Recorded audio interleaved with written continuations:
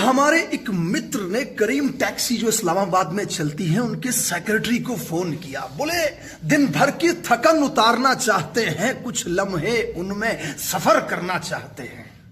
Secretary साहब बोले 60,000 रुपए फी कस। भैंस की आंख, गरीब की कमर टूट रही थी महंगाई से, अब ठरकियों को भी आड़ में ले लिया महंगाई ने।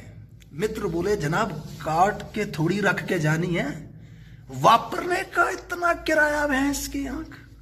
सेक्रेटरी साहब बोले वजीरे आजम की कुर्सी की खुशबू का लम्स जिस चीज को छू के गुजरा हो, शेख रशीद को हर अदा में जिसने देखा हो, फयाजुल हसन चौहान साहब के साथ वक्त गुजारा हो उनके ऑफिस में, कीमत इतनी तो बनती है जनाब।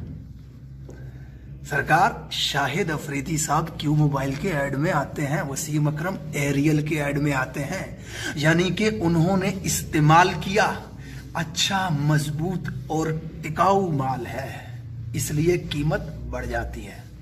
हुकूमती वज़रा जब इनके साथ वीडियो में आते हैं ना, तो ये वीडियो हमें दिखाई जाती है कि बड़े बड़े लोग इस्तेमाल कर चुके हैं, आरामदेह कंफर्टेबल सफर कर पाएंगे आप इस टैक्सी में।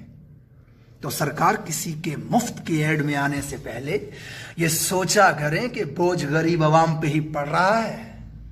मुझे कोई लेना देना नहीं था इन सब स्कैंडल से, पहले भी आते रहे, मैंने बात नहीं की, लेकिन अभी जरूरी यूं समझा कि एक तवाइफ ने पूरे हुकूमती ईवानों को यरगमाल बना रखा है। पहले ताल्लुक बनाते हैं, फिर वीडियो बनाते हैं, फिर उसके बाद ब्लैकमेल भी करते हैं, और कोई उनका कुछ नहीं उखाड़ सकता, क्योंकि ये वो हमाम है जहां सभी आकर नंगे हो चुके हैं। सद्देबाब करें, इसका कोई हल निकालें, ऐसे अनासर को रोकें जो सोशल मीडिया पे बेहयाई, बदनामी और बेगैरतियां फैला रहे हैं, वरना लोग कहेंगे हुकूमत नहीं तवाइफ खाने चला रहे हो आप।